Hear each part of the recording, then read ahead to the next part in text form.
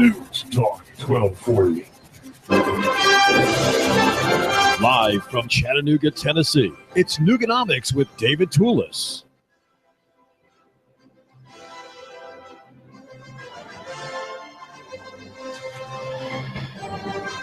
It's rainy today here in Chattanooga, so make sure that you cuddle up to some warm Mexican food.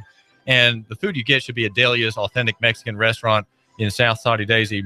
Delia's is right near the Thrasher Light on Dayton Pike and serves a rich selection of the best from south of the border. If you're in town from Germany, you're connecting yourself with the Volkswagen plant, make sure you try what Americans enjoy when they are eating out and eating south of the Rio Grande, and loaded nachos, crazy chicken, homemade tamales, and the rest, all delightfully presented. Very good, very solid food. And the special today is the burrito plate. It's $1 off. And also, if you're new there, haven't been to Delia's before, make sure you mention that you heard about Delia's on the radio. And I'll get a little bit of grace from Maria Hernandez, the proprietress of that restaurant. She will renew her advertising with me if you let her know that you hear about her on the radio station. The number is 521-7145. That's 521-7145. We have on the phone Scott Banbury, who is the conservation program coordinator of Sierra Club of Tennessee. He's a former urban logger and runs a wood shop and a workshop. Now he's pulled back a little bit from the logging side of his field. He's 45 years old, and as a Sierra Club member, active in lawmaking and active in litigation. He's a registered lobbyist in Tennessee. Scott, welcome to the show. Thanks for having me, David. I got to say, Delia's tamales are some of the best in the world. Well, that's good to hear that. Thank you so much for recommending Delia's to our listener. Well, I have you on the phone because of an interest that we've developed here at Hot News Talk Radio, and that is in this very arcane and somewhat boring subject of coal fly ash. You've been involved in litigation with the Tennessee Valley Authority and other utilities about the topic of coal fly ash. Why? And the context, if I can just remind the listener, is the whole question about stratospheric aerosol geoengineering, or sky striping, as I call it, as a phenomenon of some kind of mysterious phenomenon. And a report published by a scientist that says the content of those jet plumes is coal fly ash. Okay, you're not talking about that directly, but what is coal fly ash? Why should my listener care about it when it's on the ground? Well, so coal fly ash is the result of the pollution control technology that we put on the smokestacks of our coal-burning power plants. Back in the old days, we used to discharge all the toxic components that are in that coal ash, including mercury and cadmium and arsenic and lead and other toxic metals, into the atmosphere.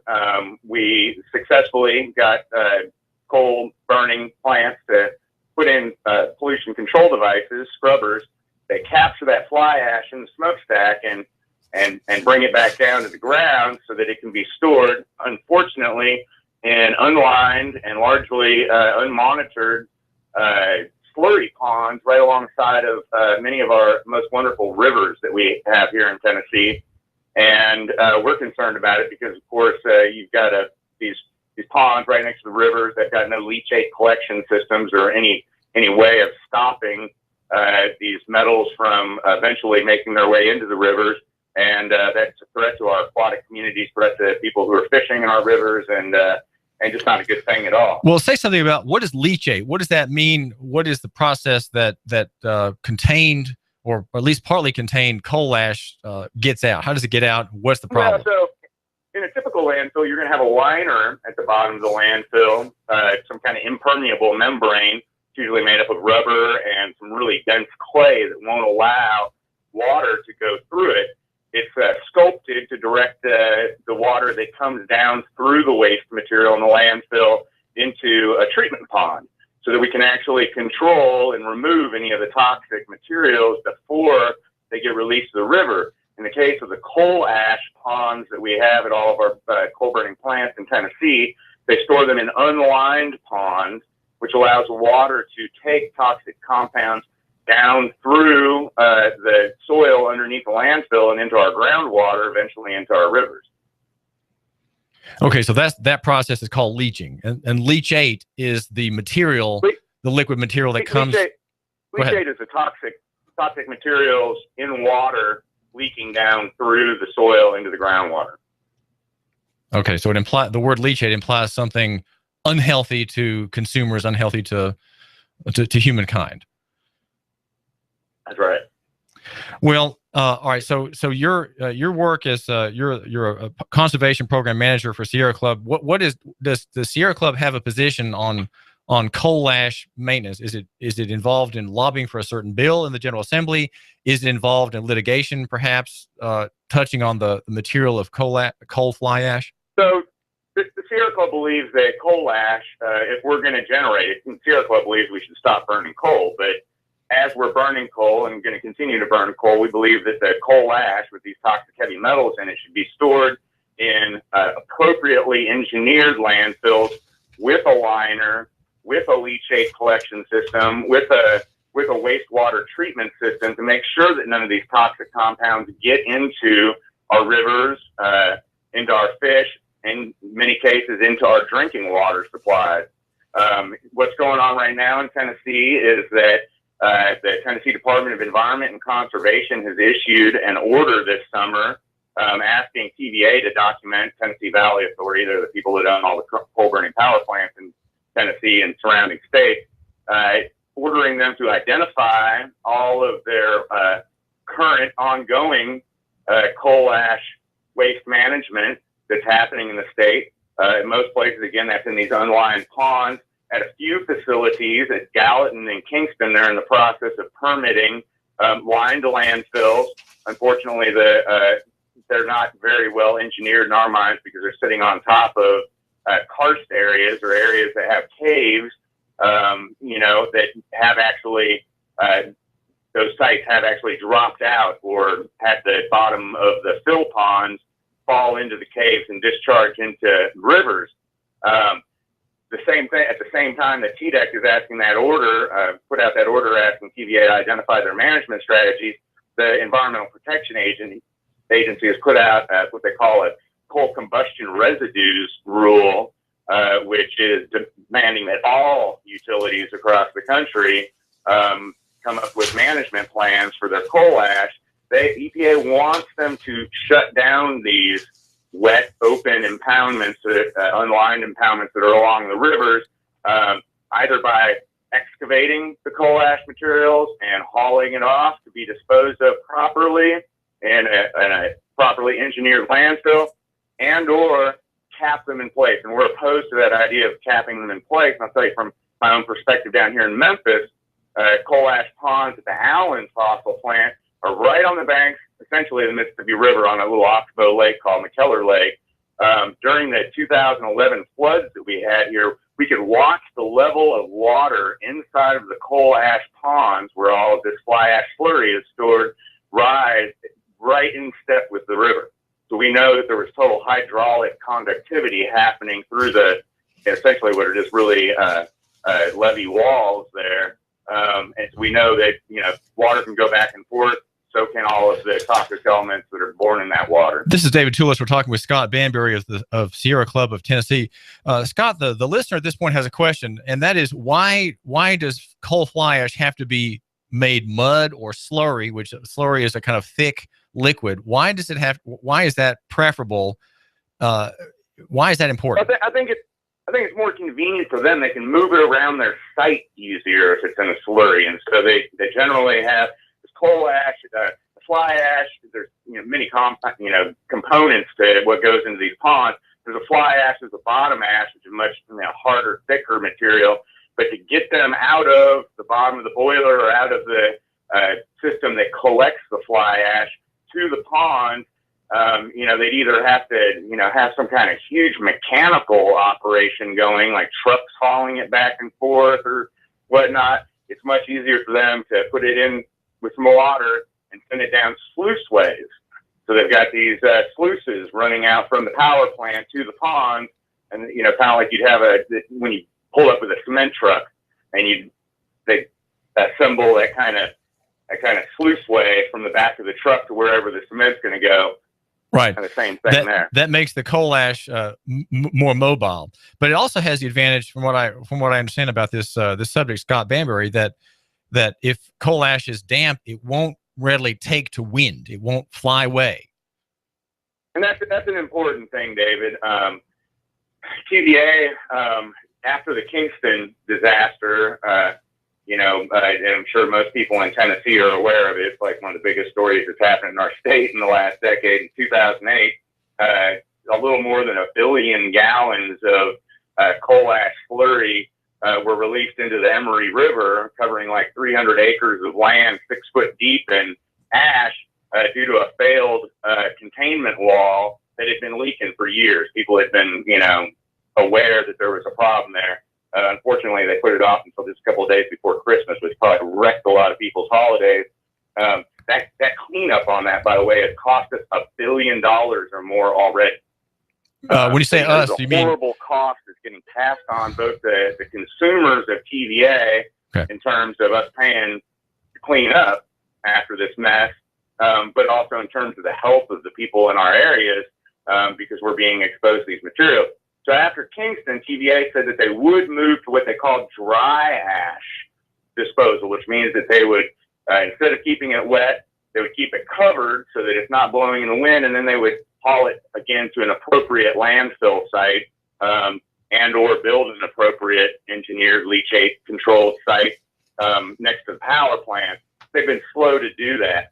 And part of the concern with that, kind of just pointed out, is that if it's dry, it can be picked up by wind, and this has been a problem in communities where they do landfill the coal ash. If they don't put soil cover on it immediately and a wind kicks up, bam, the community is covered with coal ash.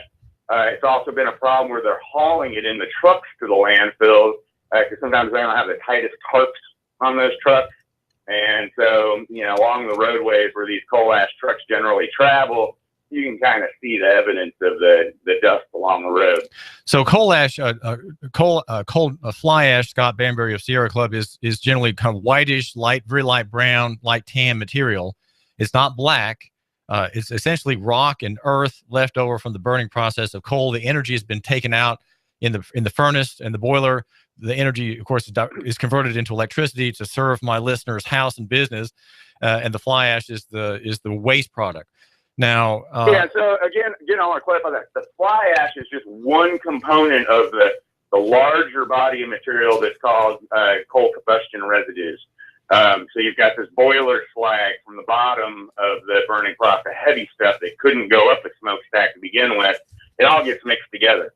And then at some sites, they do try to separate it out some, because the fly ash itself can be an important and economical component in making concrete and gypsum board. The Sierra Club questions the healthfulness of that, because if you're putting toxic heavy metals, arsenic, lead, mercury, chromium into wallboard materials, are we being exposed in our houses, or are workers being exposed while they're cutting and working with these materials? Well, how much waste is created, Scott Banbury, from the coal burning industry in the country? Well, specifically, how much coal fly ash is created by your group's estimates? I don't have the breakdown on the fly ash component. I can talk about the entirety of the coal combustion residues.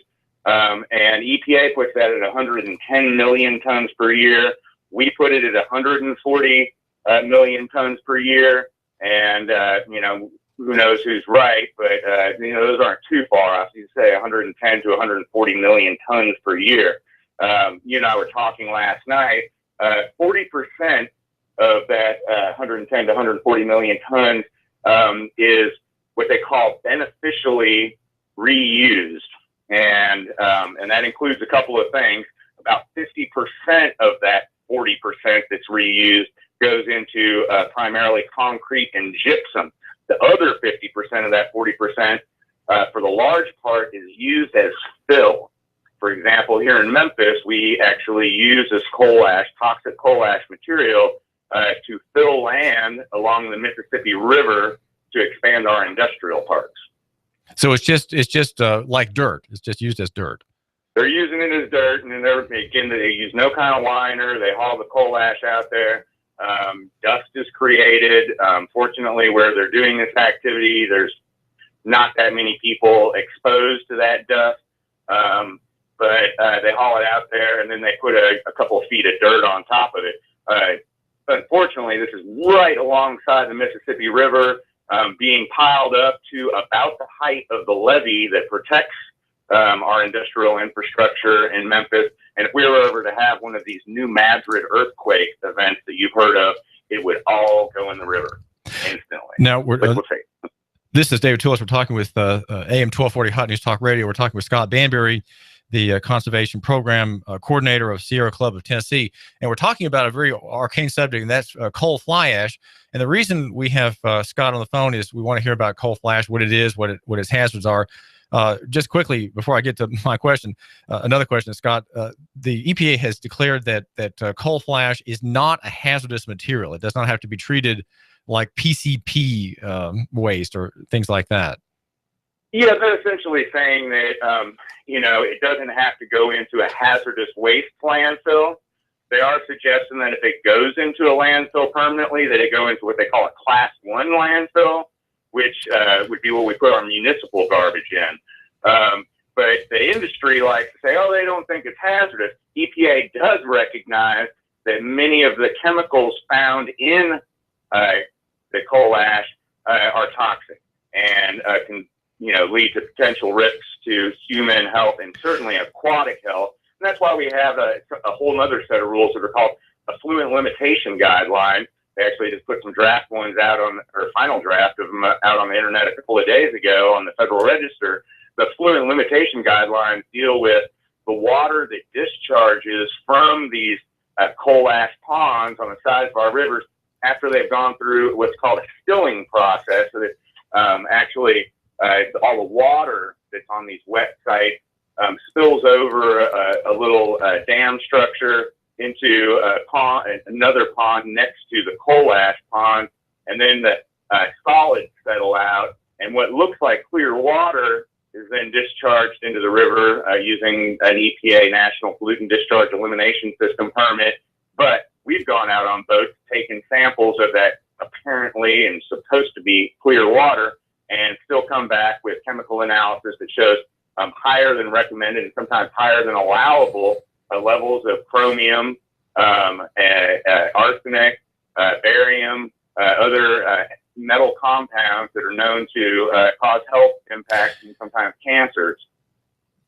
I've got a letter. I had an open records request response the other day from Bob Colby, the director of the Chattanooga-Hamilton County Air Pollution Control Bureau, and I'm asking about the latest data on aluminum, strontium, and barium. And interestingly enough, Scott, the EPA has stopped funding the sensors in at least in Chattanooga that detect those materials.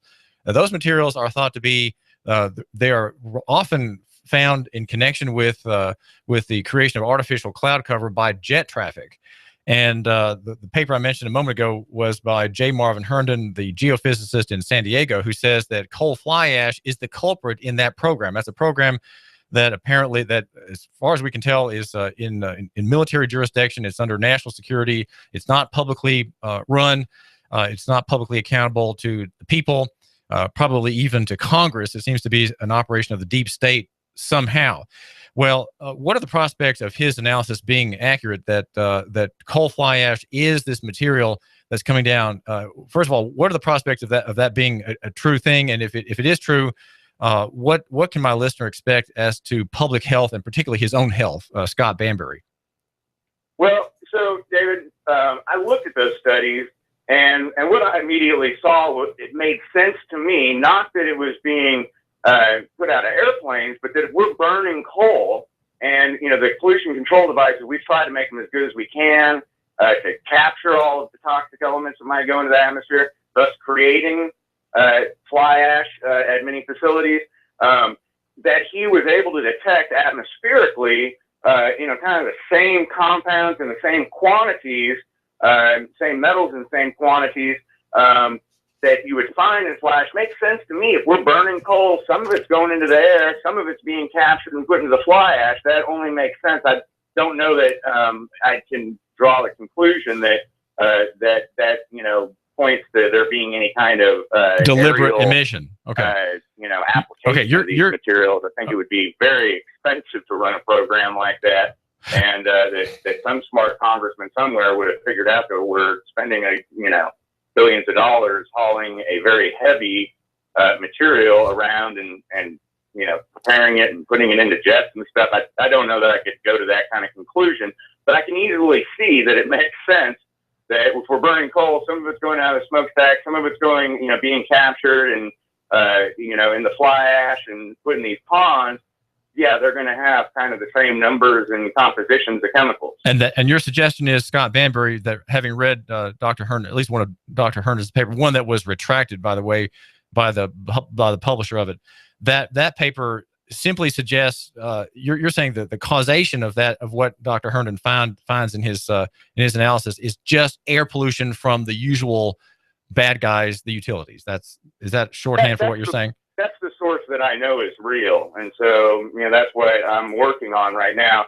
If in fact there's any merit to Herndon's study, I hope other researchers are looking at it. But at this point in time, myself and certainly the Sierra Club, we have to look at what we know is happening. What we know is happening is that we do not perfectly capture all of the pollution that comes from the burning of coal and goes up the smokestack. We kept building stacks higher and kept adding new pollution control devices to them. It's become more expensive to do that now than it is to just shut down the coal plants and replace them with renewable energy. Is our preference, solar and wind. And energy efficiency, just not wasting so much energy.